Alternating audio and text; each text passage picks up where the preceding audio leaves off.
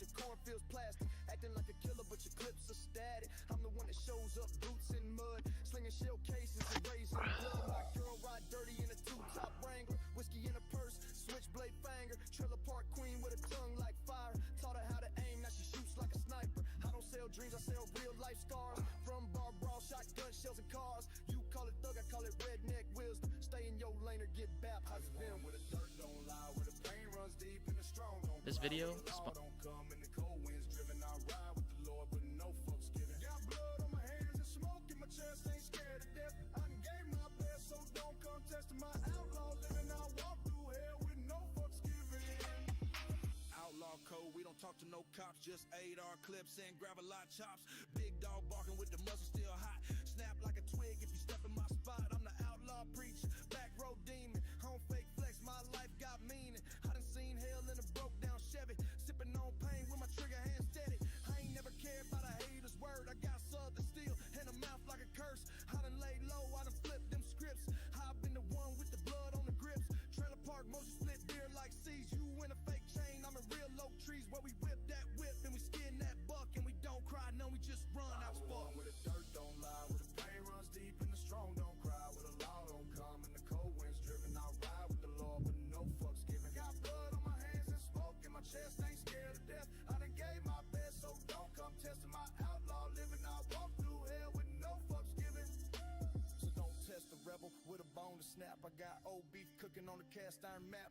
Every name you call me just fuel to burn. I'm a redneck outlaw waiting his turn. Got kin in the pen, kin in the grave, and I pray to a Lord that don't always save. So I move with a ghost in my step each day, with a blunt in my mouth and the reaper's gaze. No fucks given, this stitched in my denim. I don't need lights, I got shells of venom. I ain't here to dance, I'm here to warn that the South got a breed that was hell. I was born with a dirt don't lie, with a pain runs deep and the strong don't cry. With a law don't come and the cold winds driven. I ride with the Lord, but no fucks given. Got blood on my hands and smoke in my chest, ain't scared to death. I done gave my best, so don't come testing my outlaw living. I walk through hell with no fucks given.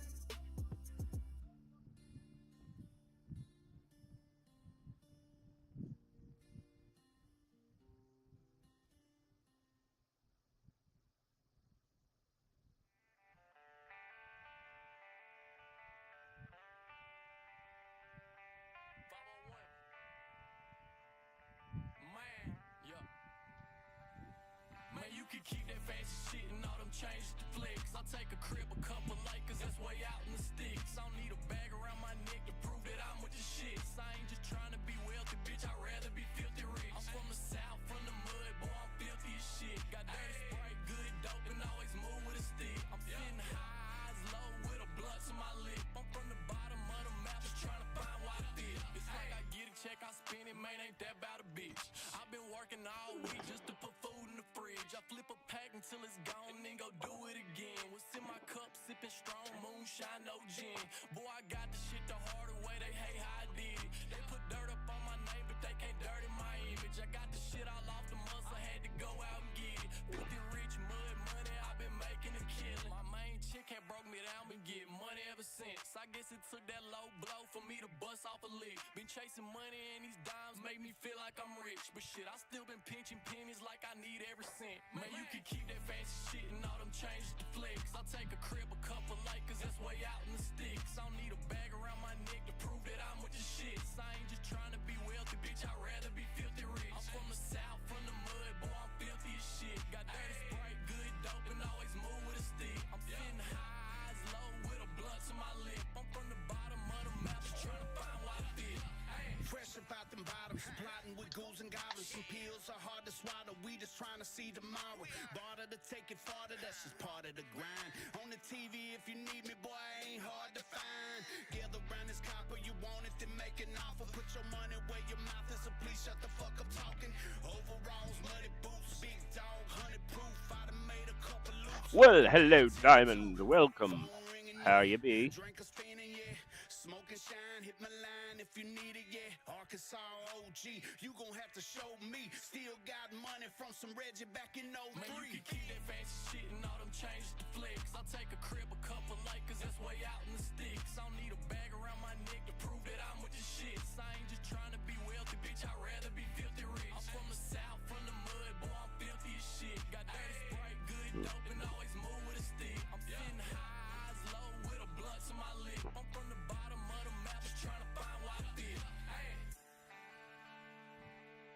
Hell yeah! I am not, but I am going to try to get that way. I'm having a non-alcoholic beer, but it's delicious. It's a tropical IPA.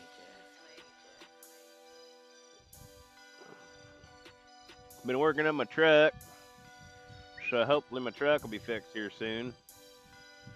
Maybe, maybe not.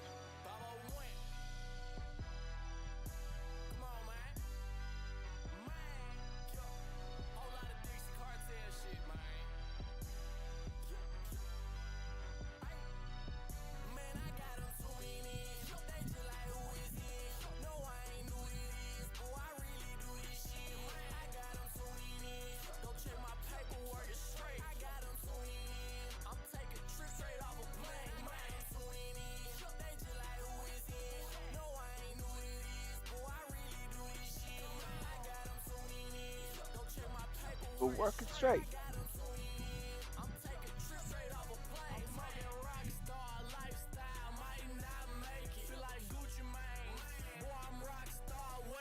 I'm dripped out my necklace, be playing hopscotch. On my mama, man, I'm wrecking shit, go call the cop. Man, I'm a dog off the leash, waiting to eat on some beef. I'm a 5-star dinner beast in Arkansas beast. I'm a hoe, Louis V up on my drawers. Bad bitch, a little caddy, so I bought my bitch some claws. Man, what they know about it? I used to be a nobody. I used to hang with somebody who changed and now they mad at me. I'm cold. Man, my heart turned stone. All my brothers that was riding with me all went ghost, cause I'm on. Man, this shit so crazy when you up, man. Everybody that was hating on me back then, they still be tuning in. Yeah, hey, come on. Man, I got them tuning in. They just like, who is he? No, I ain't who it is. Boy, I really do this shit. Man, I got them tuning in. Don't check my paperwork, it's straight. I got them tuning in. I'm taking trips straight off a plane. Man, tuning in. They just like, who is he? No, I ain't who it is. Boy, I really do this shit. Man, I got them tuning in. Don't check my paperwork, it's straight. I got them tuning in. I'm taking trips straight off a plane. Man, country to the streets, from the trap to the holler. I'm a dirty ass white boy putting over blue collars. I'm a down south renegade who made a lot of change. Came up out the mud with a plan to get that money, man, gone. They said my hustle wouldn't work, but they was wrong. They said I couldn't sell a shirt, my money long. Now I flexing every song, everybody in my lane trying to copy me and clone, man. This game is actually pretty rad. Look at all my stats on these guys. I got the thing up to 5,600. The Omega Sentinel is fucking goated. Goddamn Nightcrawler. Ghost Rider. Deadpool. Let's get my Deadpool up a little bit.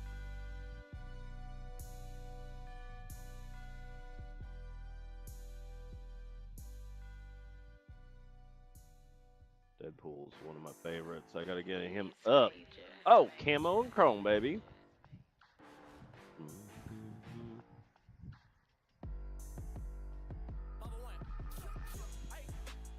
Camo and chrome. I done turned them gravel roads into gold. Locally hated in my city, locally known. I'ma stand on all business 10 toes. Hey, I'm cruising 99. Might do 120 in a 60, I ain't slowing down. You can smell me when I pass, when I ride by. Bitch, I'm from the south side, I'm redneck and red eyes. Hey, feel like a monster in this bitch. My head bobbing in this bitch. I'm getting nauseous in this bitch. Hey, my go retarded in this bitch. Might break the law up in this bitch. Let's move with caution in this bitch. Hey, they like, what he on? When I touch down in my city, they say, welcome home. See where I'm from, you best be clutching if you ride alone. I'm from the country, we tow sticks and we throwing stones. Redneck and red eye, my pockets full of dig eyes. My partner disappeared time, but fuck it, we gon' ball out. I'm making headlines, my people about to realize. My people know it's my time, cause bitch, I'm going all out. Hey, man, camo and chrome. I done turned them gravel roads into gold. Locally hated in my city, locally known. I'ma stand on all business 10 toes. Hey, I'm cruising 99. Might do 120 in a 60, I ain't slowing Get all this shit bought real quick. when I pass, when I ride by. Do some battling. I don't want to talk about it, bitch. I just be walking about it. Think I got him mad about it. Damn, he be going hard. I got him talking about it. Really ain't too worried about it. Think I got him mad about it. Damn, man, he going far. Hey, they really hating on the kid. They really hating on the boy, 'cause they can't do what I done did. Hey, they really hating on this shit. We got some haters in this bitch. Man, fuck it, I'm going fed. It's like, yeah, 501 Bryce, that kid's the next country rap. That kid ain't the next to do shit over here. He can take his ass back to the rap lane. Hey, man, Camo and Chrome. Come on, man. I turn them gravel roads into gold. You can't stop this. Local hated in my city, locally known. I'ma stand on all business 10 toes. Hey, I'm cruising 99. Oh yeah, now we got him up there. Fuck yeah, baby. You can smell me when I pass, when I ride by. Bitch, I'm from the south side. I'm redneck and red.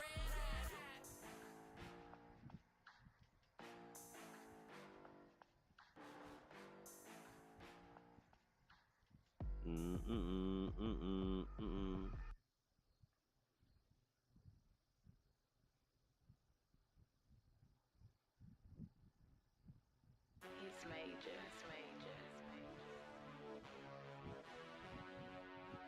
501. Come on, man. Yeah. Lay back, Chevy floating on 24s. Rims cracked, I'm like, fuck it, I'll buy some more. I'm addicted to riches, I love the dough. Pot of gold, pot of gold. Lay back, Chevy floating on 24s. Rims cracked, I'm like, fuck it, I'll buy some more. I'm addicted to riches, I love the dough. Pot of gold, pot of gold. I put my past all behind me. All I wanted, I got it. I just been creeping and climbing. All of this shit perfect timing. I got my mom out of debt. I just wrote her a check. I just gave her some money, so mama ain't gotta stress. But shit, it ain't about the dough. It's all about the gold. All of the problems I done had, I don't have them no more. But I swear shit's on the change since I jumped in the game. Since I jumped in the booth and picked up the mic and it sang. Go tell your brothers and sisters. Would you like to hear some weird, creepy, spooky stories? There, Diamond. Is that something that would entertain you? Lay back, Chevy floating on 24s. Rims cracked, I'm like, fuck it, I'll buy some more. I'm addicted to riches, I love the dough. Pot of gold, pot of gold. Lay back, Chevy floating on 24s. Rims cracked, I'm like, fuck it, I'll buy some more. I'm addicted to riches, I love the dough. Pot of gold, pot of gold. I love what come with the shit. All of the things I done did, all of the moves I done made, putting my peak in position. I had to pull a few strings, had to make me a way. Now I built me a business and they can't take that away. I only wanted the freedom, man, I ain't much for the fame. Now I built me a kingdom and all the beasts getting slayed. See, man, it's crazy what this shit will do. I done ran 100 ball up times two.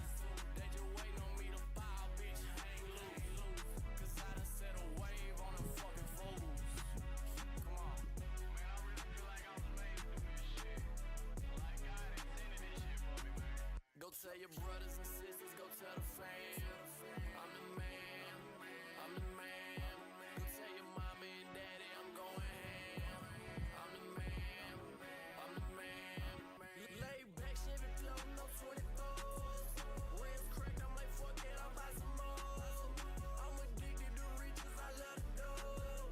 Pot of gold, pot of gold. Lay back, Chevy floating on 24s. Rims cracked, I'm like, fuck it, I'll buy some more. I'm addicted to riches, I love the dough. Pot of gold, pot of gold.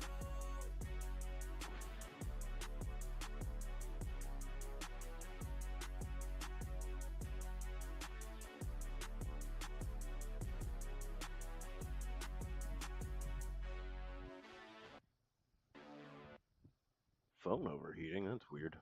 People who had something totally unexpected and insane happen to them. Mr. that not only, Ballin. completely changed their. Today, I'm going to tell you 3 incredible stories about real people who had something totally unexpected and insane happen to them that not only, completely changed their lives, But in some of these cases, it completely changed other people's lives as well.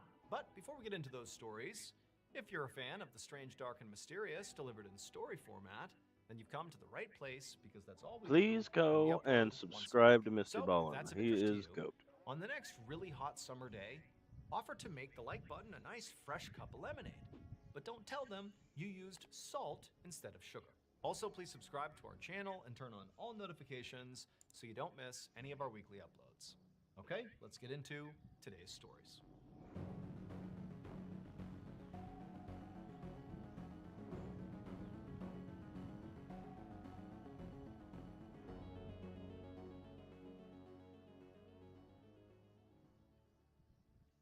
One afternoon in the early 2000s, a young woman named Rose drove up to this huge mansion in the Hollywood Hills in California. She came to a stop outside the fence, and she just sat there for a minute, feeling very nervous, because what she was about to do was highly illegal. So Rose was a musician, but she definitely had not made it yet. However, she was desperately trying to break into the industry. And so her big plan today was she was going to sneak in to this mansion, which was home to arguably one of the most famous people on the planet, a big-time musician.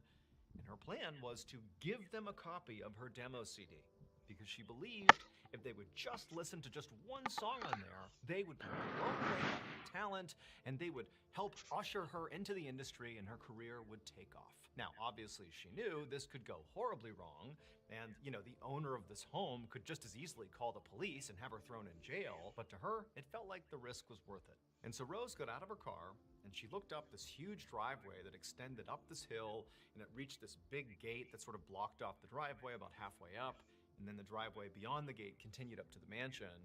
And from where she was standing, there really was nobody out on the property anywhere. It was totally quiet, just this massive mansion up on a hill. But in front of the gate, on her side of the gate, was clearly the gardener. And, at first she thought maybe, the gardener was going to be a problem, that of course they would see her if she tried to break into the property. But, Rose was desperate, and she thought the gardener looked friendly enough. And so she decided she would go up and maybe try to convince the gardener to let her go through the gate. And so she took a deep breath, and with her demo CD in hand, Rose began walking up this first stretch of driveway. And as she got closer to the gate, the gardener stopped what they were doing and turned to kind of see what this person was doing. And, Rose was very young and charismatic, and she seemed friendly enough. And she comes walking up the driveway, and she approaches the gardener and pulls out a $5 bill and hands it to the gardener and just says, "Look, I got no money. Like, this is my last $5. Please, will you let me go through? I just want to drop something off." And so the gardener takes the $5 and just smiles at Rose and says, "Okay, go ahead." I mean, after all, Rose is like a kid. She seems completely harmless. What's the worst that could happen? And so Rose is kind of blown away that the gardener is actually letting this happen, but she doesn't wait. She just goes right past the gardener, slips through the front gate, and starts walking right up towards the mansion. And as Rose is walking up this driveway towards the front door of this gargantuan piece of property, she's looking around at the beautiful landscaping and just how valuable and beautiful everything looked. And she's seeing all these cameras pointing in every direction, and she's just waiting for any minute, security guards to come running out what the and hell? tackle her to the ground, but nothing happened. She walked right up to this huge, beautiful front door, and again, no one's come to meet her. And so she just knocks on the front door, but nobody comes to the door. So she's thinking, what do I do? Like, I've come this far. I really want to hand this demo CD off. And so almost like without even thinking, she just Hey, Vinny. reached down and tried the Wanna come in, bud? doorknob, thinking, of course it's going to be locked. But no, it was open. And so she turns the doorknob and pushes the door in. And now she's looking into the home of, again, one of the most famous people on the planet, and nobody's stopping her. At this point, Rose didn't even know what to make of the situation she found herself in. I mean, she had been fantasizing about how this was going to go for weeks leading up to this, and it didn't involve it being this easy and straightforward. But here she was, and so again, without hesitation, she just walked inside this home. And as she's looking around, I mean, everything is beautiful and everything is clearly so expensive. There's all this amazing artwork and fancy furniture. There's billiard halls, there's wine cellars. I mean, this is a gorgeous property, exactly what you'd expect for the person who lives here. And as she's kind of snooping around the first floor, looking for the owner, she's amazed to see that it's like nobody's home. It's just this vacant, unbelievable mansion. Eventually, she walks around and finds there's an elevator. And so she's like, all right, I'll just get in the elevator and go up. So she gets in this beautiful elevator, she shuts the door, she hits the button to go to the next floor, and as the car begins to move, she realizes, like, this is gonna make some noise, like someone's gonna hear me, like, oh my gosh, now I'm gonna get caught. And so she starts to freak out, and so she pulls out her big clunky Nokia cell phone, and she calls her mom, and when her mom picks up, she tells her that, you know what, almost certainly I'm about to get arrested here. And as her mom is like, what are you doing? What is going on here? The elevator that Rose is in came to a stop, and the door opened up, and as soon as Rose saw what was in front of her, she just lowered the phone, her mom still talking into it, and just stared. It was like she was totally struck by what she was seeing. That's a good Because boy. right in front of her, in the room right outside of this elevator, is the person who owns this house. The extremely famous major celebrity who's just sitting there with a guitar, strumming along, just minding his own business. And he turns and looks at Rose, and Rose is looking at him, and there's this moment of just stunned silence. Like neither of them can really figure out how this even came to be. Now at this point, Rose knew it was her chance. And so even though she's unbelievably starstruck and scared and has no idea what's about to happen, she just quickly walks a little bit forward into the room and throws her demo CD onto this table that was sort of between the two of them. And this big time musician is just like, again, standing there staring at her like, what are you doing here? And after Rose did that, she didn't say anything. She just turned, headed back to the elevator, and began to make her escape. But by the time she made it back to the front door, this big time musician security team did catch up to her and they stopped her. However, they did decide not to call the police. And so Rose was very lucky that she escaped without a criminal record, which is sort of incredible when you consider the home she actually broke into. This was the home of Prince. Again, Holy arguably, shit. at the time, one of the most famous people in the world. I mean, it's bad enough sneaking into anybody's home, but this is like egregious. So the idea that she got right up next to Prince and gave him her demo CD without consequence, pretty incredible. But despite all this, her interaction with Prince really didn't have any bearing on her career. He didn't care at all about her demo CD. He did not, throw her name out to industry contacts and, blow her career up. Basically, he said, I won't press charges, now get out of here. That was it. However, Rose did go on to become an incredibly famous musician in her own right. She just did it without the help of Prince. Today, Rose's tracks go multi-platinum, and she's sold more than 100 million copies of her records. Rose is actually her middle name. You very likely know her by her stage name, which is also her actual first name, and that is Kesha.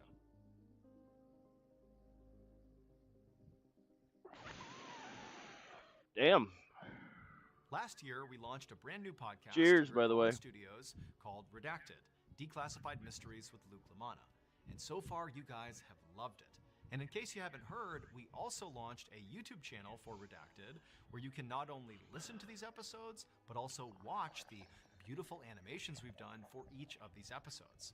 That channel already has 150,000 subscribers, and it's growing really quickly, and there are hours of content available right now for my bitch. New uploads to this YouTube channel every single Tuesday. All you have to do is look up @Redacted Mysteries on YouTube, and I'll also be putting a link in the description below.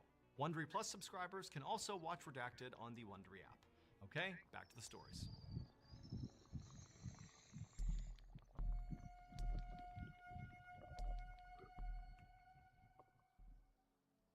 One day in 2008, a 50-year-old man named Carlo was at his home in Connecticut reviewing all this financial documentation. So Carlo had filed for bankruptcy a few years earlier, and it had proven to be very complicated. And there was all this paperwork he was still getting, and his bankruptcy case had not even finalized yet. And so what he thought would be sort of like a quick fix to a huge problem had turned into a really complicated mess, and now he had even more paperwork to sign. I mean, it was totally overwhelming. So Carlo was an actor, and in many ways he had had lots of success. He had been on Broadway, he had starred in shows and movies, like he was a respected actor with lots of contacts in the industry. But despite that, he hadn't really ever made it. Like he couldn't really consistently land high-paying or even consistent work, period. And so despite his reputation as being a very talented actor, it really wasn't translating to financial success. Now, this situation that Carlo was in would not have been that bad if he was single, but he wasn't. He was married with 4 children to take care of. And on top of that, Carlo also felt this really intense pressure that was sort of maybe felt in the industry in general, in the sort of entertainment industry, to keep up with his appearances. You know, as much as he was struggling financially, he felt like he didn't want his peers to know that that might eat into his ability to get big roles. And so he's got all this pressure to take care of his family and all this pressure to maintain this idea that he's really successful and doing great.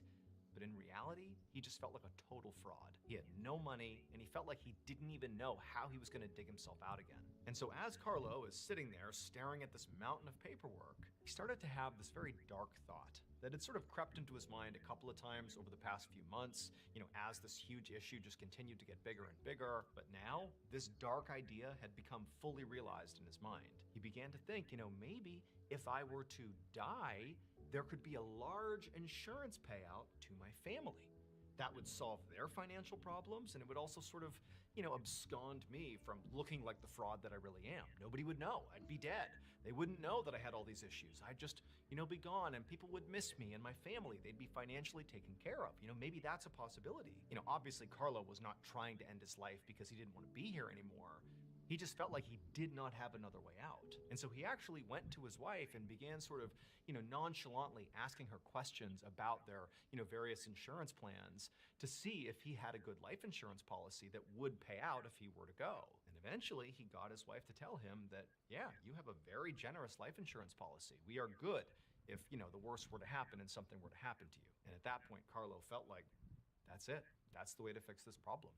I need to die. However, when Carlo actually did begin researching this route, seeing exactly how, you know, an insurance payout would work if he were to take his own life, he quickly learned that, you know, payouts after a suicide on these life insurance plans are very complicated. And there's all these stipulations involved because, you know, insurance companies do not want people taking their own life in order to get these payouts.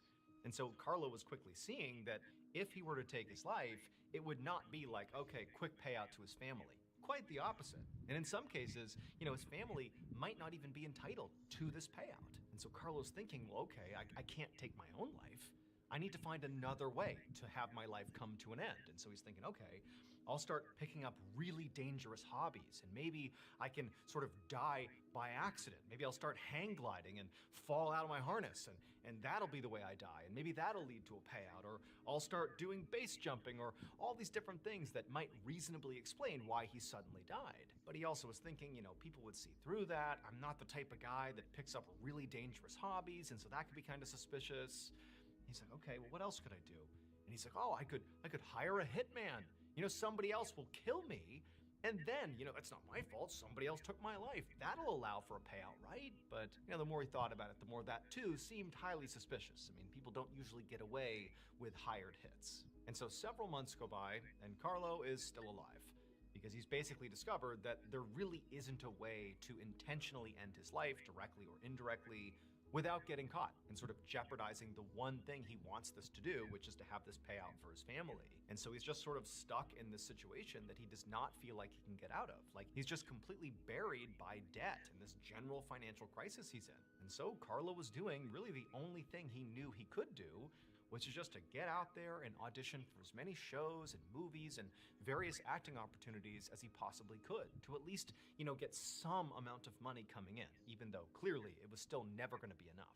But in late 2008, Carlo got an interesting call from his agent who worked to get him some of these roles. Now, Carlo's agent, who did understand Carlo was in dire straits here, quickly explained to Carlo that, you know, this role didn't really pay much, but, you know, you'd be able to be a part of a very big show. I mean, yeah, your role is sort of minimal, but this is huge. It's a big credit, and, you know, maybe it lends itself to you getting other work. You know, this could be a great opportunity for you. Now, Carlo had heard his agent sort of pitch him on various roles and the opportunity and all that before, and so he was grateful to be, you know, told this is a good opportunity, but he was sort of skeptical. But he received the script, and he began reading about, you know, what his character would be doing in the show. And he quickly realized that, you know what, this role actually might be more perfect for me than even the producers and directors might realize. So this role was for this particular character on the show who sort of, in the show, hides in plain sight. Like, that's sort of the way they need to be portrayed. They're sort of, They're this huge influential character in one way, but to the eye of the audience, they sort of look like a nobody. They're sort of, again, hiding in plain sight. And Carlo, in his own life, very much felt like he was sort of hiding in plain sight. To his peers in the industry, he's this acclaimed actor who's getting all these roles and everything's so great. He's a family man with 4 kids. But privately, he's living this hell. He's got all this financial debt. He's considered killing himself for an insurance payout to pay for his life. Like, he's living a completely double life here. And so he felt like, I know how to hide in plain sight. It's literally what I do every day. That's my actual life.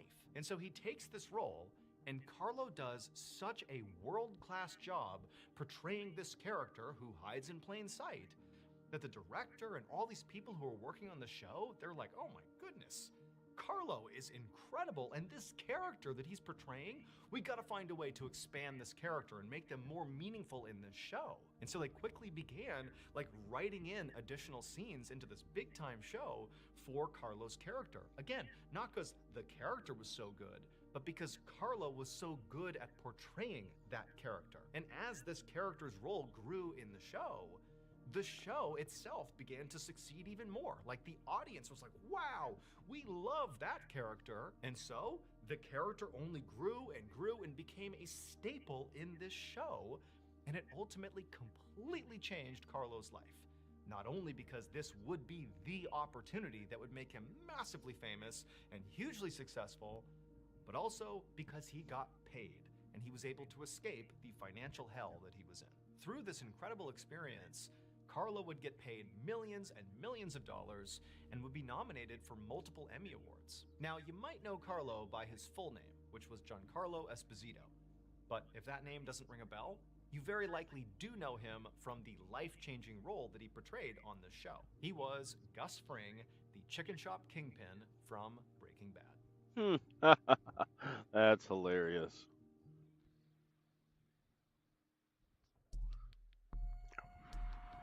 I was gonna say it had to be Breaking Bad. Had to be Breaking Bad. On Thursday, June 6th, 2013, a 79-year-old woman named Marilyn Walpole and her husband Jim walked down a busy street in Toronto, Canada. They were on their way back to their hotel after a dinner date at a local Irish pub called PJ O'Brien's. The couple was from Ohio, but they were on the last leg of a cross-country vacation through Canada, and so far the trip had been amazing. And so the retired couple is enjoying their evening, just walking down the road, reminiscing about what an amazing trip it had been. And at some point, as they're walking on the sidewalk, they see up ahead there's all this scaffolding that's been built up right over the sidewalk. There's some sort of construction happening on a building that lined the sidewalk, and there was a platform that was built maybe 8 to 10 feet above the sidewalk, this scaffolding, so that workers could stand on this platform and do construction. And so pedestrians, like Marilyn and Jim, if they wanted to walk on the sidewalk, they would have to walk under the scaffolding. Like, the sidewalk continues unobstructed right underneath. The scaffolding is intentionally Just built fucking rad. to I allow like that for this shit. tunnel for pedestrians to walk. Like, this is not a big deal. It's very common in cities. And so Marilyn and Jim, they walk underneath the scaffolding, and they're not thinking anything of this. This is completely ordinary. There's other people also walking under the scaffolding. It's all good. But at some point, Jim trips while they're under the scaffolding. And where he lands is where there's a couple pieces of metal kind of poking up out of the ground, some metal tubing. It was kind of obvious and people avoided it. But he's falling, he can't avoid it, and he lands with his neck striking basically this metal Ow. tube poking up out of the ground. And so Jim, he hits the ground, and the tube cuts his neck wide open.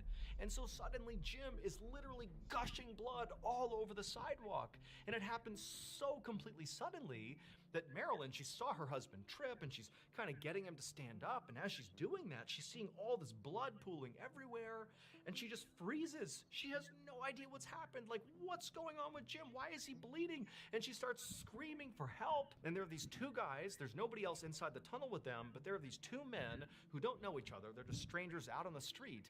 They hear Marilyn screaming for help, pointing at her husband, who's still laying on the ground.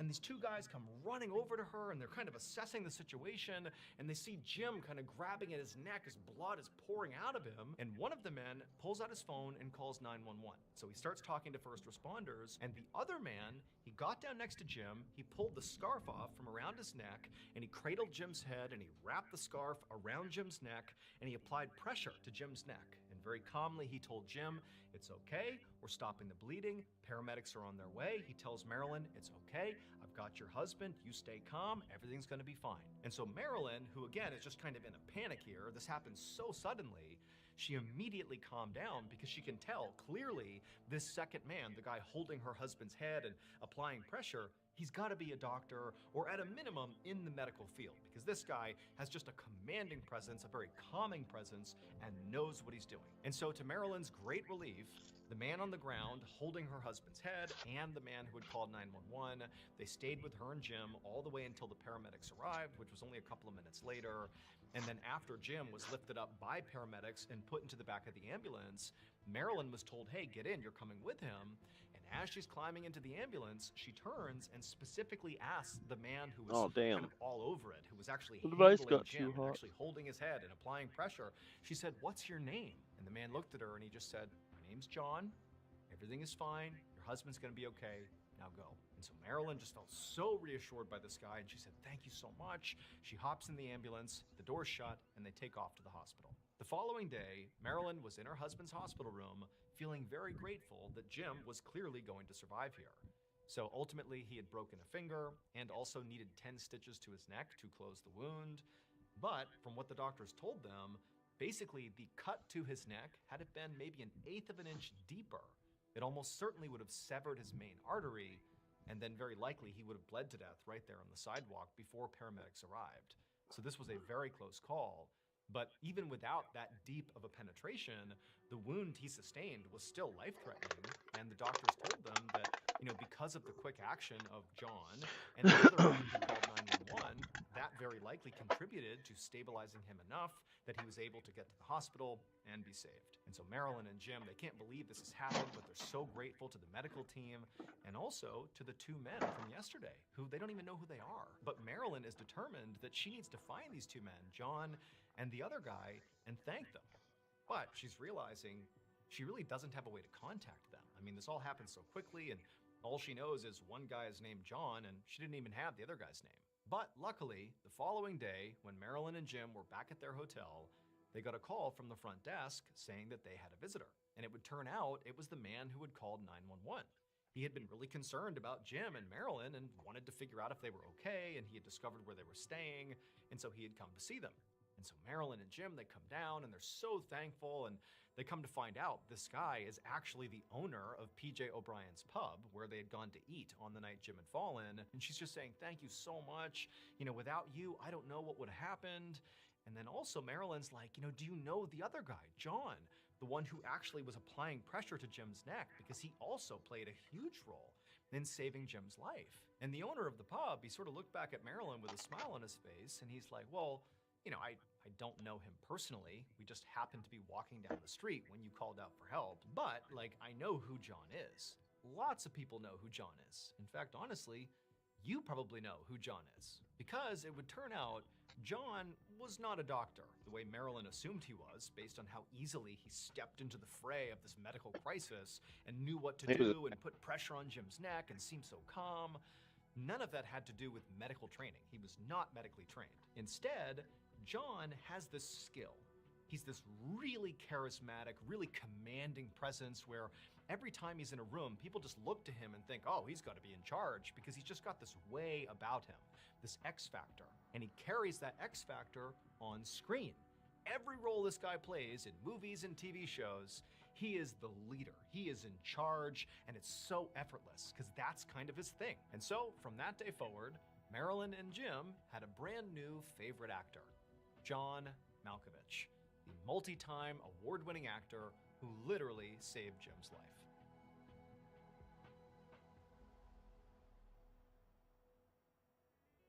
Thank you so much for watching. Let me know what you thought of today's episode in the comments. And remember, we have hundreds of videos for you to binge right now. But if you're looking for a recommendation from me of that one video that's worth your time, well, it's this one right here. So give it a watch. All right, until next time, see ya.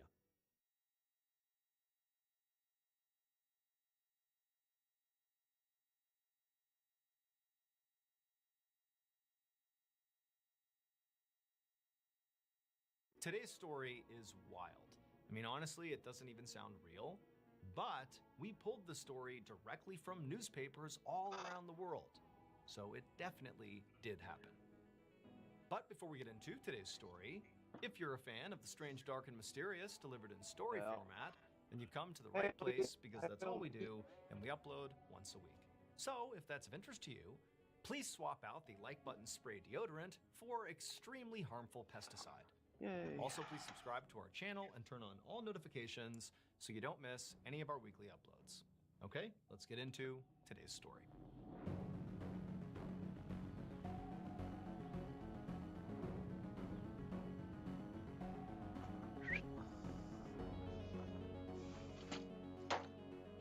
Come on. One evening in September of 1885, a young woman named Mary stepped out of the backseat of a carriage onto a dirt road in rural England. She had traveled 100 miles from London to the countryside because I don't know if I'm going to continue watching this. Just an FYI. Mary looked up at the big country house. Then she grabbed her suitcase and walked up to the front door and knocked. Then, a moment later, the aunt's maid opened the door. She greeted Mary and took her suitcase and brought the suitcase to the guest room, while Mary headed straight down the hallway to her aunt's bedroom. When she got there, Mary gently knocked on the door and then opened it up. And when she looked inside, she saw the aunt lying in bed. And, the aunt looked up and saw Mary and she smiled, but she was very old and very frail, not doing too well physically. And, that's part of the reason Mary was here, to just kind of see her while she still could. But the aunt looked up and saw Mary and recognized her, and so she smiled, and Mary came in and sat down next to her. And for a couple of minutes, the two women just had some small talk. Mary talked about her journey from London to, the countryside where she was now. And, the aunt talked about what she was up to. It was all just kind of, pleasantries. But at some point, the aunt kind of stopped and looked up at Mary, and she had this obvious look of pity on her face. And Mary immediately picked up on it. And she's kind of looking back at the aunt, wondering what's going on here. And then the aunt just says to Mary, "Really, how are you holding up?" And immediately, Mary, when she heard this, she felt this knot in her throat, and she had to fight back tears. I mean, she knew exactly what the aunt was talking about. So even though Mary was a young woman, she was already a widow. Her husband had died in an accident about 2 years earlier, and it had sent Mary into this spiraling deep depression. I mean, she was still completely grieving the loss of her husband. He had been the love of her life. And, her extended family and her husband's extended family were all well aware of how badly Mary had been doing. And so they had been extending her invitations constantly to come visit and basically just not be alone. I mean, that was the reason really why her husband's aunt had invited her here, is because she knew Mary likely wasn't doing well. Now, to Mary, this was nice in a way. I mean, she felt very comforted by the family members, and it did seem like people genuinely cared about her. But at the same time, she started to get the impression from basically everybody in her and her husband's family that they kind of expected her to, grieve this loss, but ultimately move on. Like, find somebody else, basically. You're young, like, get remarried, start a new life. But to Mary, she just wanted to be like, no, I'm never going to find anyone like my husband. He was the love of my life, and no one will ever match him, ever. Like, I'm done. I probably will never get married again. Like, he was it for me. And so, at that moment, Mary really just wanted to end this conversation with her husband's aunt. Like, she didn't want to get into how she was feeling about her husband because it was bad. She felt bad. But instead of saying that to her husband's aunt, she just said, "You know what? I'm okay. I'm just totally exhausted from travel, and I'm going to go to bed." The aunt nodded and told Mary that, we'll have plenty of time to visit tomorrow, so go get some sleep. And so the two women hugged, and then Mary got up, she left the bedroom, headed to the guest room, she found her suitcase, got on some pajamas, and then crawled into bed. But a few hours later, in the Damn, I middle of want the some night, goldfish crackers Mary right now. suddenly bolted upright in her bed. She was sweating, she was shaking, she was totally disoriented. It took her a few minutes to even remember where she was. But then finally, when she did and she realized she was safe, she realized she had just had this awful, visceral nightmare that she really couldn't even make sense of. In this nightmare, she was looking out at this huge open field. It's nighttime, and there's nothing but this field. But off in the distance, there was this broken down small shed. It was just sitting there conspicuously right in the middle of this field. And even though Mary was terrified of the shed, she felt this overwhelming urge to go to the shed and investigate. And so it's like with every step as she walked through this field closer and closer to the shed, her fear was rising. And then finally, when she got close to the shed, she began to hear what sounded like somebody moaning inside of the structure. And so now she's really scared, but she keeps walking towards the shed, and then she's right outside. She can't see into the shed, but she can hear the moaning, and she sees her hand just come down and fling the door open, almost like she didn't want to, but her body's acting on autopilot. And then she looks into the shed, and there's this figure tucked into the corner, kind of in the shadows, and it's the thing making these moaning sounds. And it turns, and Mary sees it's this woman, this emaciated, destroyed-looking woman, but her face is the same face as Mary's dead husband. And as soon as she saw that, it jolted her awake. And so that's where she was, sitting in her bedroom, trying to make sense of what she had just seen. And so after 15 or 20 minutes of Mary trying and failing to fall back asleep because of this horrible nightmare, Mary finally says, you know what, I'm just gonna go outside, clear my head, go for a walk. I know it's the middle of the night, whatever. I'll bring some brandy along and sip that to calm my nerves and just kind of walk around until I'm calm, and then I'll go back to sleep. So she hopped out of bed, she grabbed her flask of brandy, grabbed her jacket, got her shoes on, and walked out the front door. Thank you to BetterHelp for sponsoring today's video. Life changes are often necessary to living a full and happy life, but when you're in those big changes, it can be very stressful. When I left the military back in 2017 and became a civilian again, I remember that transition being so stressful. Not only was I desperate to find a civilian job, which I didn't really understand, didn't really know how to look for a job, didn't really know what my skill sets would translate to, but also I was filled with this dread that like at any moment I was going to make the wrong decision that would horribly impact me and my family. It was just terrible. But luckily, during this tumultuous time, I actually discovered therapy. Not because of my job search, but because I was dealing with some sort of deep-seated anger issues stemming from my time in the military. But while I was in therapy, I wound up finding that, talking to my therapist about my job hunt was really helpful. They sort of gave me additional perspective and sort of helped me, kind of think my way through this big transition that was happening in my life. And lo and behold, not long after beginning therapy, I found a career, and I also found peace in my life.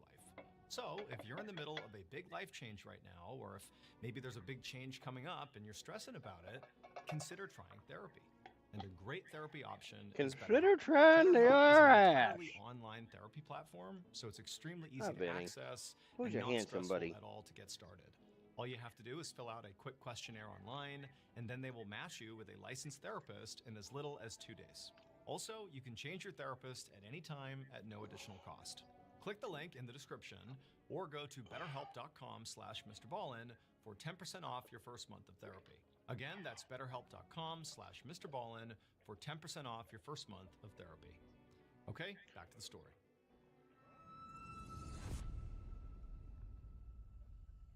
About 15 minutes later, Mary was walking up a hill with the moonlight casting down on her. She was sipping her brandy as she went and was already beginning to calm down. Now, Mary was used to living in the city, in London, and so being out here in the countryside was so different. It was so beautiful and peaceful and spaced out that she'd kind of just begun walking and not stopped. I mean, she originally thought she would just stay on the aunt's property, but already she was How are well we beyond doing, the property people? lines and was basically just out exploring in the middle of the night, and she was having a nice time. And so up the hill Mary goes. Now, remember, Mary has never been to this area. This is basically an all-new place. She has no idea what's over here. And she goes up this hill, she crests the top, and she gets a look at what's up there for the first time. And when she sees what's up there, she freezes. She's looking out at this huge field, basically in all directions. And in the Same center one of in this her field, dream maybe with a a couple hundred yards away, damn is a thing. single small structure. A broken down wooden shed Yeah. that looks nearly identical to the shed she had just seen in her nightmare. And as soon as she saw She'll that, go she's down, he's terrified, gonna go 'cause pick she knows up, it's see the what- same one, or it's eerily there's similar. somewhere there. But worse than that, when she saw it, despite her own fears and trepidations about being up here, she felt herself moving towards the shed. It was like her body went into autopilot the same way it did in her dream. It was like she had to go to the shed, even though everything inside of her logically is saying, don't go. But into the field she goes. She deviates off the path and just starts walking towards the shed. Her heart is beating like mad. And as she's getting closer and closer, she even begins to hear moaning sounds coming from the shed. It's like she's living out the nightmare in real life. Hell she can't make yeah. sense of it. She wants She's to go gonna back find the a other way, but she lady in can't stop there. herself. She's gonna be a She's just lesbian. going towards the shed. And then finally she reaches the shed, and now for sure she can hear moaning coming from in this building. And she sees her hand reach down, and she flings open the shed, and she looks in, and sure enough, there is this dark figure tucked in the corner, clearly moaning, like this is her nightmare in real life. But when the person inside the shed turned to look at Mary, it was a woman, but they didn't have her dead husband's face. Instead, it was a woman who practically looked like she was dead or close to death. She obviously needed help. Now, at this point, Mary was kind of relieved. I mean, this whole situation is terrifying, but she was expecting to, somehow see her dead husband's face on this person in the shed. And so when it wasn't, and it was just like a normal person, albeit in a very strange set of circumstances, it was a relief. But now Mary didn't know what to do. It's like she's standing there looking at this woman, having no idea what to do. She doesn't understand how she could have dreamed this and now basically lived it too. Like nothing's adding up. But again, it was like her body continued to that's a lot operate of in this Spider-Mans. autopilot mode. She suddenly had this really intense desire to go into the shed and help this woman. She didn't know who she was. This is a total stranger in the middle of a field in a shed who's moaning and looks terrible. She has no idea what's going on. But in she goes, and she sits down next to this woman who's now kind of eyeing Mary, like, what are you doing in here with me? And Mary says to her, like, hey, what's going on? How'd you get here? What's wrong? Like, what's happening?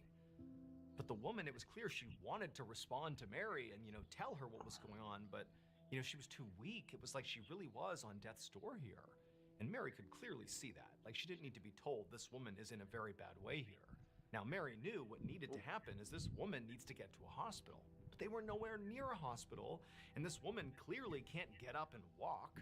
And Mary's thinking, I'm not strong enough to carry this woman to the hospital. Like, what am I gonna do? And, Mary's thinking, maybe if I just run and get help and they can come back here. But she's looking at this woman thinking, I don't know if she'll survive. She's probably gonna die soon. Like, this is gonna happen now. And so Mary, again, sort of in this weird autopilot mode, decides, you know what? I'm gonna stay right here with this woman. She can't even talk. She can't tell me what's going on, but I am gonna be here with her. I'm gonna be present with her. And if she dies, I'll be here to support her. And so Mary just made herself comfortable. She took her jacket off. She put it over this woman. And then she began letting this woman sip from her brandy flask to, maybe kind of ease the pain. And all night, the two women just kind of sat there and laid together. When the sun finally rose the next morning, Mary looked over at the woman and saw she was still alive. And in fact, if anything, she seemed like her condition had maybe improved slightly. She seemed maybe a little bit more comfortable. Maybe that was from all the brandy. Who knows? But the woman seemed like she'd stabilized a little bit. Still couldn't talk or really tell Mary anything, but she seemed to be doing a little bit better. My leg is so And itchy Mary's where thinking, my okay, damn... the sun's up now. Now I can run out, get help, and get this woman the care that she needs. My damn But leg before Mary braces. could even do that, she began hearing a stomping sound somewhere outside of the shed, and she realized it was a horse approaching. And so Mary, she bolts out of the shed and she looks over towards the road, and there's a horse pulling a covered wagon going right by, and Mary screams and yells and says she needs help. And a man pops his head out of the wagon and says what's going on, and Mary runs over to him and explains this weird situation, how there's this strange woman over here and she's clearly dying, she needs our help. And the man agreed to help. And so he went with Mary to the shed, he picked the woman up, he put her inside of his wagon, and then the three of them together in this wagon drove to Mary's husband's aunt's house. When they got there, the man carried the strange woman So inside weird. of the aunt's house, and then Mary told the aunt's maid to go call for the town doctor, and so she said she would. And so at this point, Mary was actually completely relieved. I mean, this was kind of a wild, very unexpected night. I mean, she doesn't even know who this woman is, love but it. she's It was definitely so happy sweet, that though. she's getting, some level of care here. But Mary sort of felt like her role in this was kind of diminished now. You know, she's gotten the woman here, and she's feeling so tired and weak from being up all night. And so Mary decided she would just take a nap. I mean, she had been up all night with this woman. She was exhausted. So into her bedroom she went. She climbed into bed. But as she's laying there, she realized she wasn't just tired. She actually felt kind of sick, like ill. And over the next few hours, as she kind of tossed and turned in her bed, not really able to sleep, she would develop this horrible fever. And this fever would just get worse and worse and worse, and Mary would become bedridden, dealing with this mystery illness for weeks, just drifting in and out of consciousness the whole time. It was October by the time Mary's fever finally broke. And on the day that it did, when Mary opened her eyes in this bed, you know, she was clear-headed for the first time. I mean, really, it had been a very rough stretch of a few weeks. And so she's looking around the room, kind of taking stock of her environment, and she sees there's this strange person sitting in a chair in the corner. And her immediate reaction is, oh, this must be like a nurse or a doctor or somebody here that's kind of overseeing me. Mary was aware she had been very sick for several weeks, and there were people in and out of the room. But she looked back at this person and realized she actually knew who it was. It was the woman she had rescued from the shed on the night she got sick. It was that woman. But now she wasn't sickly and, you know, dying. The woman looked completely healthy and happy, and she was smiling ear to ear at Mary. Like, this didn't make any sense. Like, what's going on here? And also, Mary just couldn't help but think, like, wait a minute, why is this woman still here? It has been weeks since I rescued her from the shed. Why is she still here? Like, nothing's adding up. But before Mary could ask any questions, this woman, who clearly was super excited to see that Mary was now fully awake and attentive, this woman just starts talking a mile a minute. Like she had been waiting to dump all this information on Mary as soon as she was well. Like clearly this woman has been waiting diligently for her chance to tell her story. And the story that she dumped on Mary at her first chance, like this day, was incredible. The woman told her that a couple of years earlier, she had boarded the ship in England that was bound for Brazil. But about 5 days into their journey, while they're out on the open sea, the ship caught fire. It was this horrible fire. Everyone's trying to evacuate. And this woman said she was in her bedroom, asleep. She didn't even know what was happening. And while she's laying there and the ship is catching fire and beginning to sink, this stranger comes barreling into the room, literally wakes her up, scoops her up, and takes her to the top deck and gets her into a lifeboat right as the ship sinks. I mean, this stranger completely saved this woman's life. And so this woman, the stranger who had saved her, and a handful of other lucky people who had made it onto this lifeboat just began rowing in a single direction, you know, hoping they'd find land. And luckily, Fucking story gets weirder and weirder the longer it goes. There, and for a year, this woman and the stranger and those few people subsisted on this island, you know, barely clinging to life, you know, praying for rescue. And amazingly, after a year of being shipwrecked, they flagged down a ship that did rescue them and brought them to England. However, when they actually got to England, things weren't that good. The stranger who had saved this woman had basically lost his mind from living on this island, you know, not expecting to be rescued. Even though they got rescued, it was like he wasn't coherent anymore. He had lost it. Not to mention he was really ill from the way they were living on this island, you know, scavenging things that weren't necessarily edible, but just to survive, they were eating whatever they could. I mean, it was a very rough lifestyle. And this man, he just hadn't really handled it well. And so he got thrown in a hospital and placed in a particular ward for people that were mentally unwell, and he was basically forgotten about. However, the woman would tell Mary that, you know, when this happened, she felt awful because she felt like this stranger had saved her life, and she kind of owed him a debt. And so she decided it would be her mission to find the stranger's family and let them know where he was. And so the woman said she did some research and she figured out where one of his relatives lived. It was really far away on the other side of England.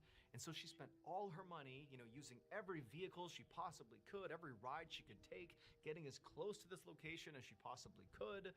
And then when she ran out of money, she just kept on walking towards this destination.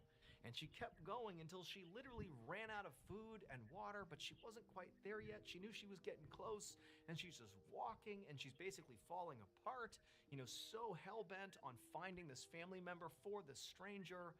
but she can't quite make it. She can't quite get to the family member's house.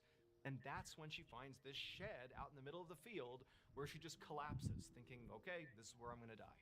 And so back in the guest room, Mary is listening to this woman tell this unbelievable story. And at some point, the woman just kind of stops when she gets to the shed scene. And Mary's looking at her like, I don't really understand where you're going with this. I don't understand why you're here telling me this. And the woman, she just starts to laugh, like this joyous laughter, just nonstop laughter. And then she goes, don't you get it?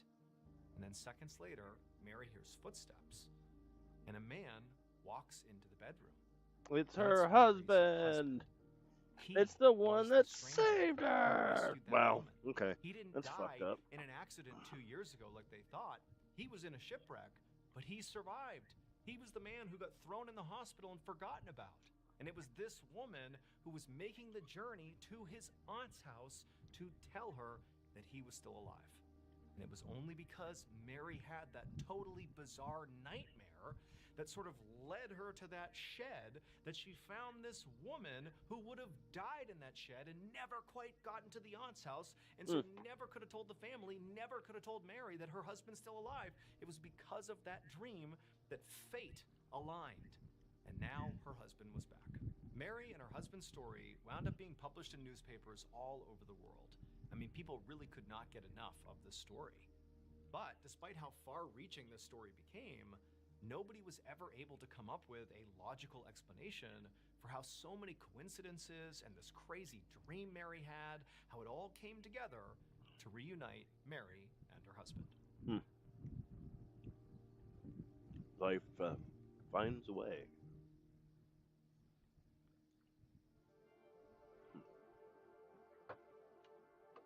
Behind every story we tell are real people. That's why we started the Mr. Ballin Foundation, to support victims and families impacted by violent crime. To date, with your incredible help, we've been able to donate over $1.5 million to these people in need. If you're already a part of this movement, thank you so much. If you're interested in joining it and helping us help more people, click the link below. Thank you so much for watching. Let me know what you thought. Gary's mod is not working. Comments. And remember, sucks. we have hundreds of videos for you to binge right now. But if you're looking for a recommendation from me of that one video that's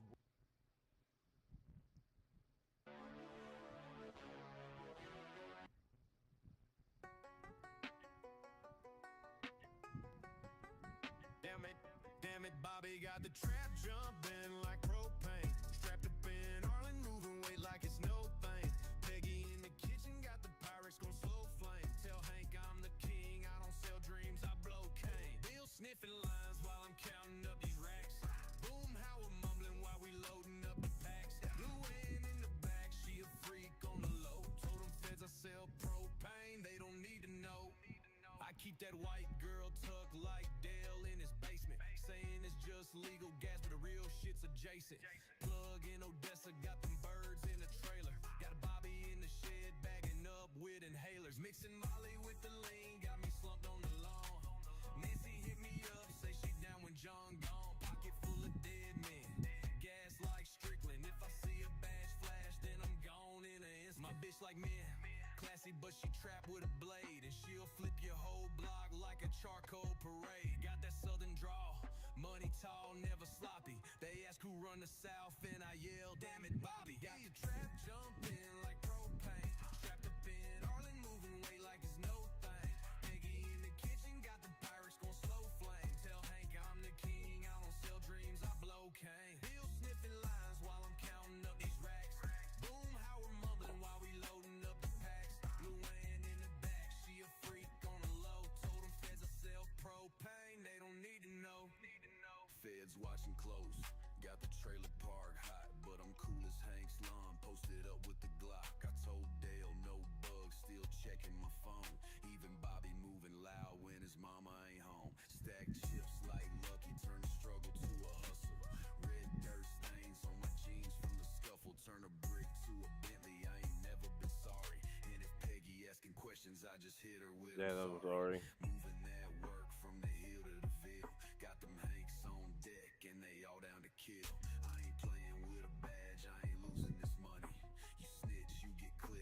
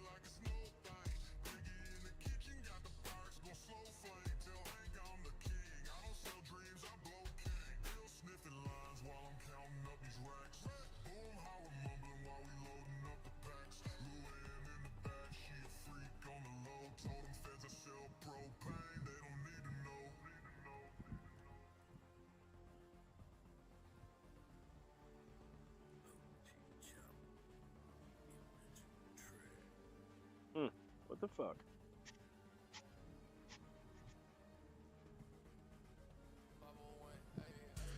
I come from the countryside, got horses on my land. Pull up with my entourage, just me and my man. They be talking all the time, I don't know what they saying. I don't know what they talking about, they don't know how I play it. Ice cream, THC, got me high, I'm out my head. Blue bars, blue beams on my Glock and on my meds. All this anxiety got me popping all these hands. All of the dope on me, I'm getting off counting up bread. Man, I can't even stuff no more, cause they been pocket watching. I told them that I'm bound to blow, now I'm the trend topic. They thinking that I sold my soul, cause I got all the profit, all the cash that I can't even fold, won't fit inside my wallet. Won't fit inside my wallet, ayy. Won't fit inside my, won't fit inside my wallet, ayy. Ayy, ayy. Said blow 'em back, we did 9, I'm on the prowl. Big ass chop with monkey nuts, might let this chopper chow down. We quick to leave 'em in the rut, cause we come from the south. I'm quick to flip a couple bucks, cause that's just how we get down. I'm the quiet type, and real ones moving silence. G won't catch me talking loud unless I'm in the stew and on the beat. Don't bark and I don't grab, but if it's beef, it's not a bite. G, I'm so lost in the clouds, I'm so high, I got them pills in me. I'm sick, I got the remedy, got double cups, I'm sipping lean. I'm sliding with my side bitch and it's loaded out infinity. Make a place like I'm in the league, Ruger tucked in these boxer briefs. Say pressure, make them diamonds, the weight of the world on top of me. Bitches licking and swallow me, she taking in a lot of me. Classic chick, but she a freak, she won't be walking properly. She won't be walking properly. I said she won't be walking properly. Said blow 'em back, we did 9, I'm on the prowl. Big ass chop with monkey nuts, might let this chopper chow down. We quick to leave 'em in the rut, cause we come from the south. I'm quick to flip a couple bucks, cause that's just how we get down. We did 9, I'm on the prowl. Big ass chop with monkey nuts, might let this chopper chow down. We quick to leave 'em in the rut, cause we come from the south. I'm quick to flip a couple bucks, cause that's just how we get down. It's major.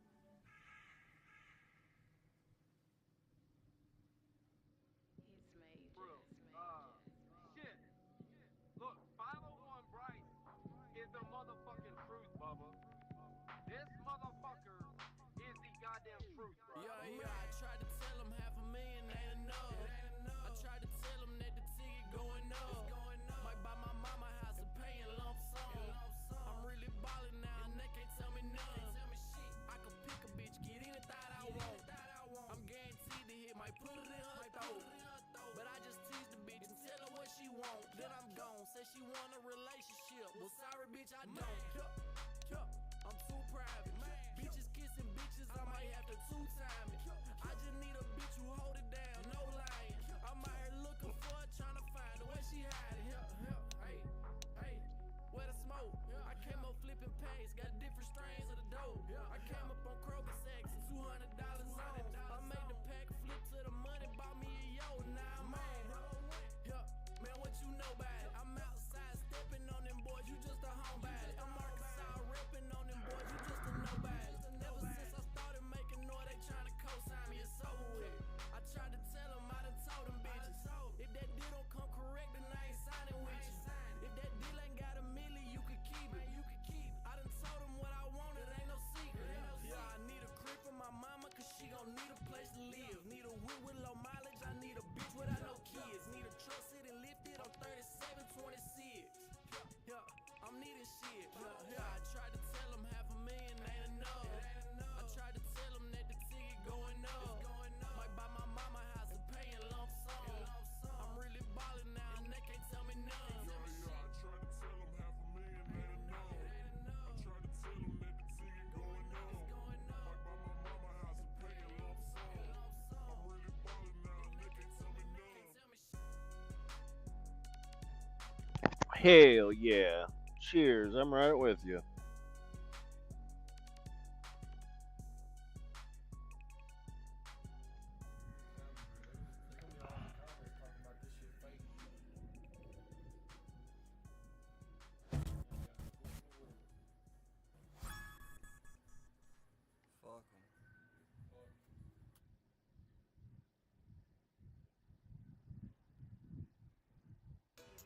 It's major. It's major.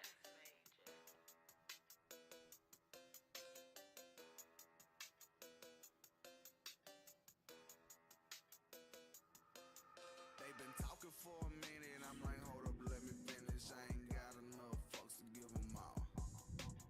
I don't give a damn, but I'm really going ham. I'm like, hold up, watch me ball. Yeah, I'm like, yeah, you in my way. Get up out my face, I'm going dumb. I just need some space, please give me a break. What you want? Yeah, you want a name, yeah, you want some fame. It's a lot of goofy motherfuckers I won't entertain. Stepped in this bitch with some action. Stood on my business, you witnessed the passion. I started crawfishing backwards. Thought they was faking in front and acting. Game like a snake and a savage. Controlling the pulse and they hawking the cabbage. They started pushing me backwards. Wasn't a factor. I doped the dope, laid them down like a mattress. Bang. Baby, give me 50 feet. Got a 40 for a hater and a stretcher for a beat. Got a bad chick with me. Got a Chevy on them things. Going dumb in this bitch. Like I'm smoking on the stern. They been talking for a minute, I'm like, hold up, let me finish. I ain't got enough fucks to give them all. I'm really going ham. I'm like, hold up, watch me fall. Yeah, I'm like, yeah, you in my way. Get up out my face, I'm going dumb. I just need some space, please give me a break. What you want? Yeah, you want a name, yeah, you want some fame. It's a lot of goofy motherfuckers I won't entertain. No, I won't entertain them at all. Came up from the I found the ball. I got your bitch trying to take on my draws. I might hit a raw. Tell her get gone, bitch, I'm going dumb. Stupid retarded. Climbing my way up the chain with no falling. I hit decline on my phone when they calling. Don't do no talking, don't do no flaw. My mama told me sticks and stones, they could probably break your bones. But the shit that they be saying can't hurt me. So when I'm riding all alone and I'm gripping on that chrome, I let my pistol do the talking when I'm working. They been talking for a minute, I'm like, hold up, let me finish. I ain't got enough fucks to give them all. I don't give a damn, I'm really going ham. I'm like, hold up, watch me ball. Yeah, I'm like, yeah, you in my way. Get up out my face, I'm going dumb. I just need some space, please give me a break. That sounds sexual. I'm shiny hunting a Squirtle right now. It's a lot of Huh? goofy motherfuckers I won't entertain. I'm like, yeah, you in my way. Get up out my face, I'm going dumb. I just need some space, please give me a break. What you want? Yeah, you want a name, yeah, you want some fame. It's a lot of goofy motherfuckers I won't entertain.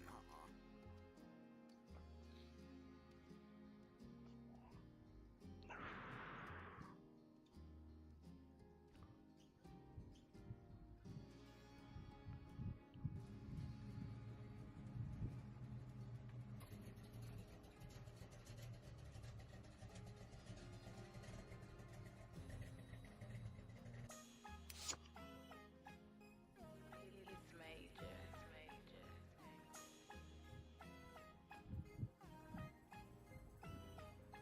501. Come on, man. Yeah.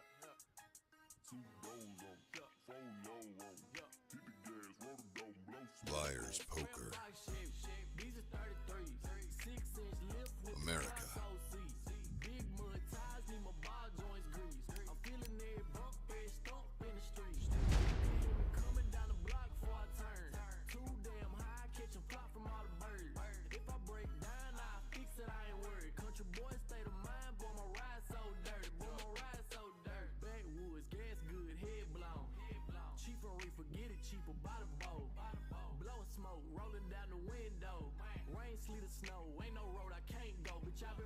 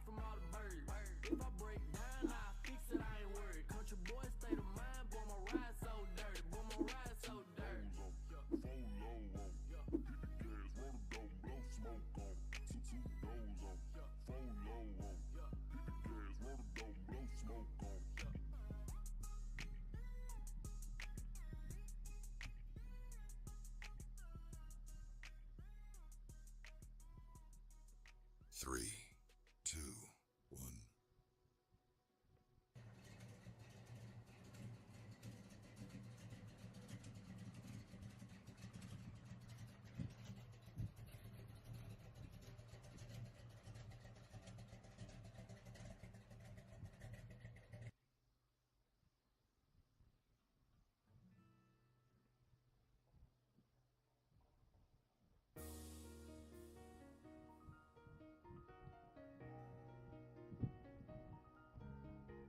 What's happening, people?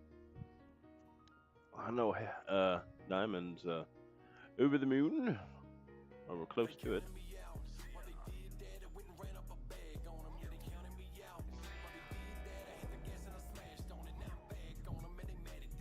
Do you have big PP or small PP energy?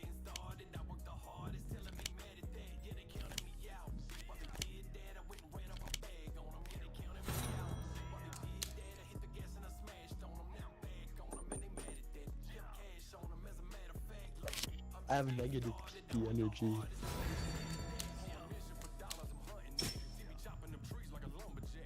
I fucked for diamonds, not feelings.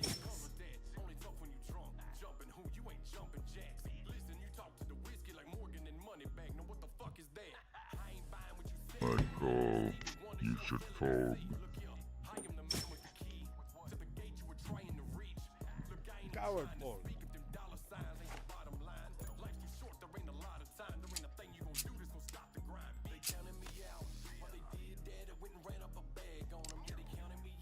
Look at that. Pussy. Sunlight made it to the table.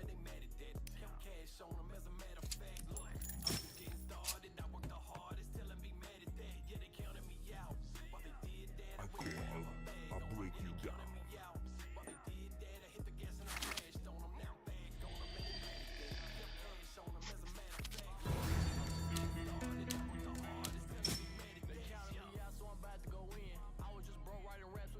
Taking my chances. I switch. I call. I only kneel if I'm choosing to be.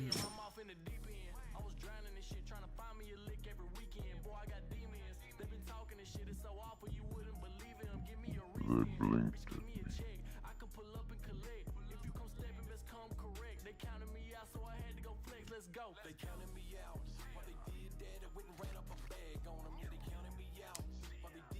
I switch.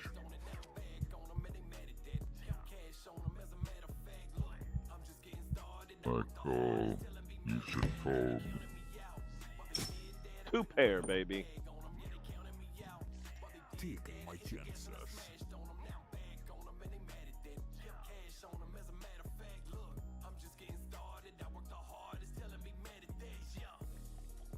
I switch. I fold. Quicker than 6.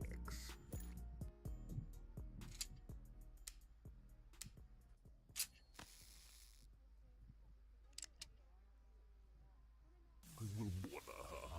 Afterlife.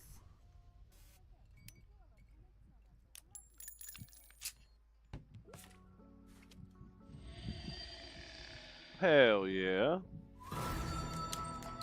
Call for 4 bullets and I'm all in. I'm all in, baby. I call. Pretty doesn't mean weak, sugar. All in.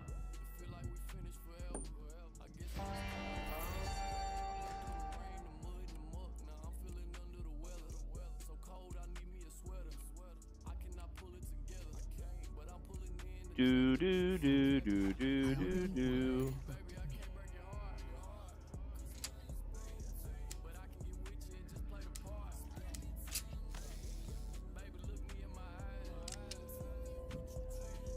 Put glitter in my ashes. Put semen in your ashes? I heard that.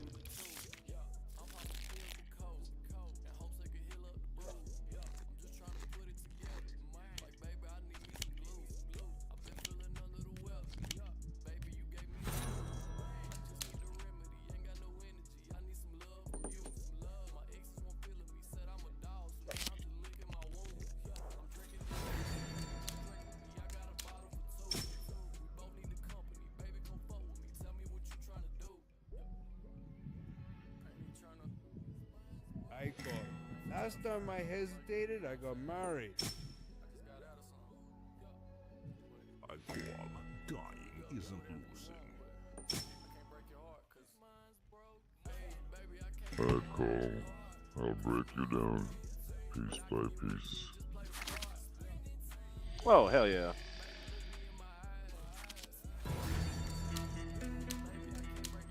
I'm all in, baby.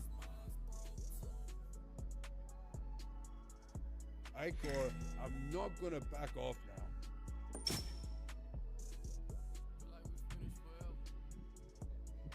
Fooled, but I'll be watching you.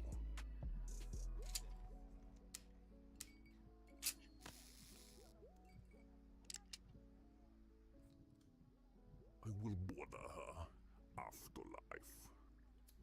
afterlife. I smell bacon. Wee wee. All in.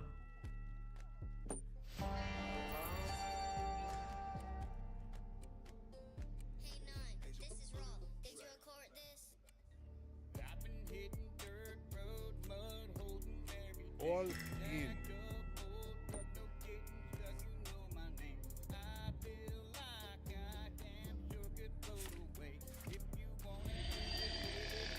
Nice. 2, 3, 4, 5, 6. Queen, king. Right.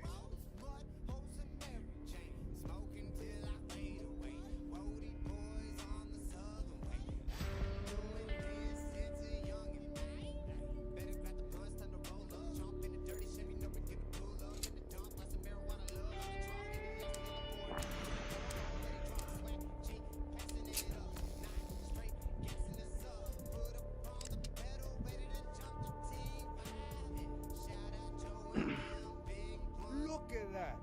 Sunlight made it to the table.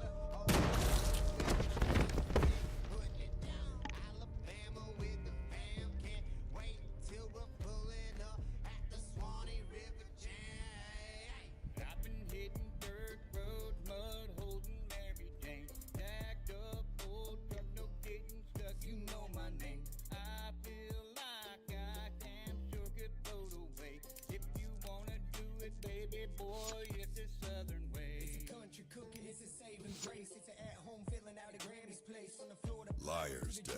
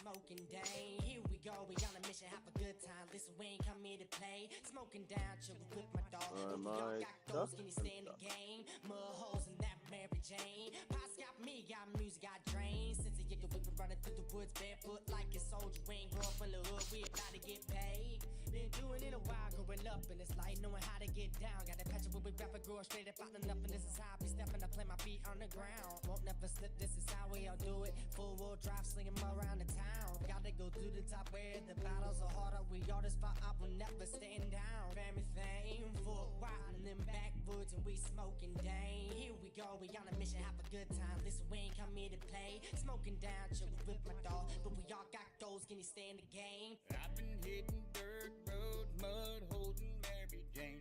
Jacked up, old truck, no getting stuck, you know my name. I feel like I damn sure could float away. If you wanna do it, baby boy, it's a southern way.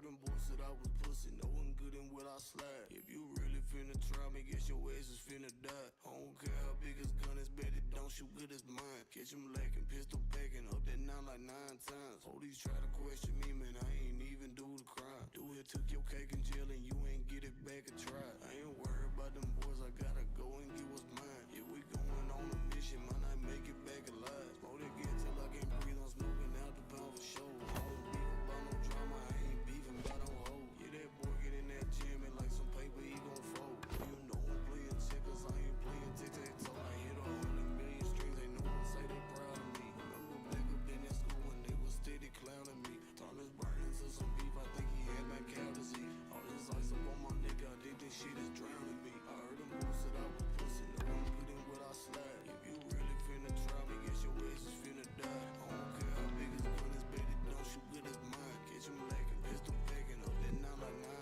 times. Police try to question me, man, I ain't even do the crime. Do it, took your cake in jail and you ain't get it back and try. I ain't worried about them boys, I gotta go and get what's mine. If we going on a mission, might not make it back alive. Yo, I'm trying to get a session, recording while holding weight. There we go. That bitch took with the text and I'm rich, yeah, this shit a bliss. I don't like your friend, she messy, and don't start with that affection. We can go old school, hit his head with a Smith & Wesson. Yeah, this is all I wanted ever since I was like 7. If that boy try to run up, I swear to God, he need help. If we don't know, you get to stepping, cause everyone here's a felon. We don't play about no telling, cause everything's what we selling. I got some dudes I need to serve, just pull up outside the stove. Yeah, that boy, he has some nerve, he try robbing, now here it goes. Once I told my son, we won't work the farms, no.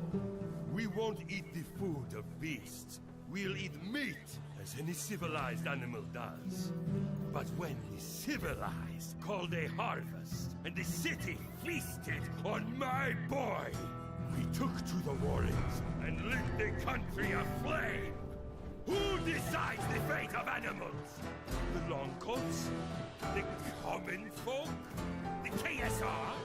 Or the civilized? Whoever triumphs will go hungry no more. Those who fall will be dinner.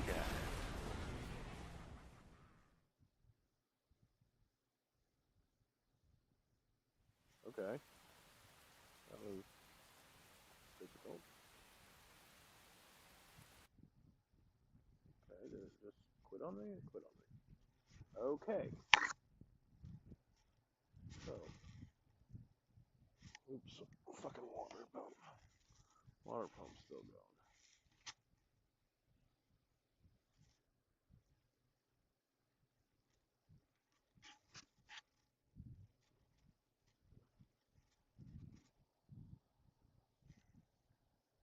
Looks like a very interesting game. So we'll see. I've been looking for a good game. No good games have come out forever, in my opinion.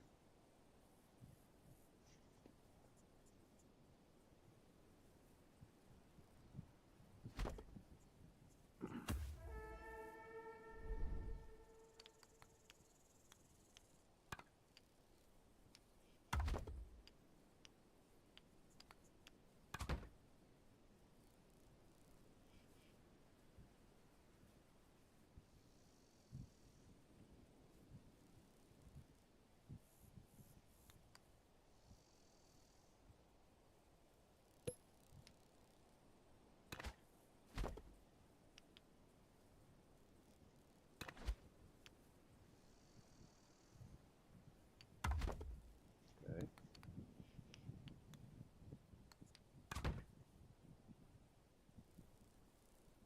Supposed to be windowed. Why is it not windowed?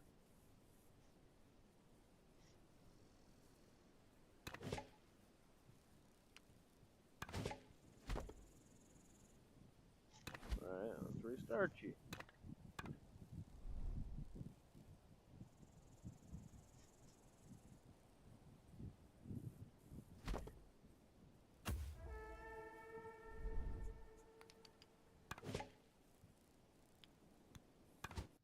Alright, come on. Stop now, and then we'll start you again, see what happens.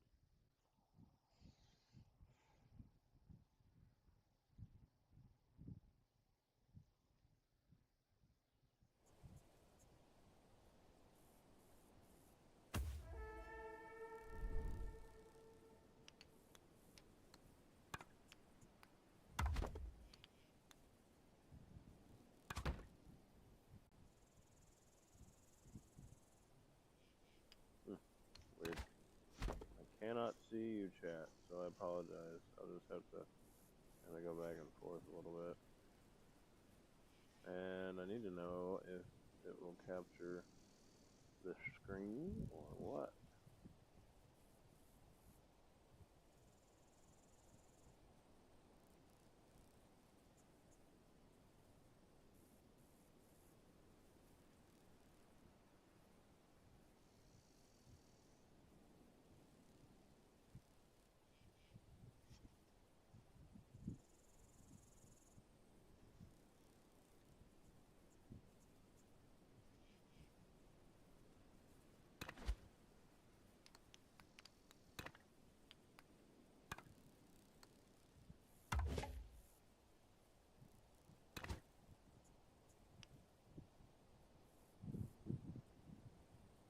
Is it playing anything when I do that, or is it not doing a thing? If it's not doing a thing, that's bad. Let me know.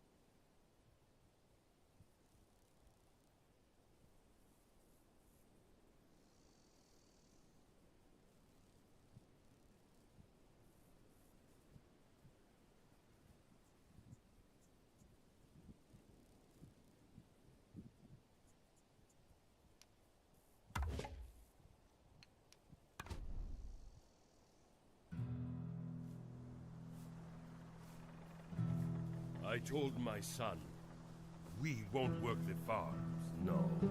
We won't eat the food of beasts. We'll eat meat, as any civilized animal does. But when the civilized called a harvest, and the city feasted on my boy, we took to the warrens and lit the country aflame. Who decides the fate of animals? The longcoats? The common folk? The KSR? Or the civilized? Whoever triumphs will go hungry no more. Those who fall will be dinner. Okay, it is not showing it. That is ridiculous. That sucks.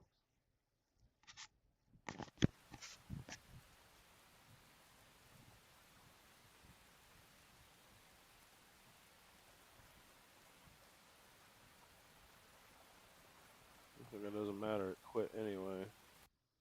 Yep, it quit. What the fuck, man? I'm not having good luck on gaming today.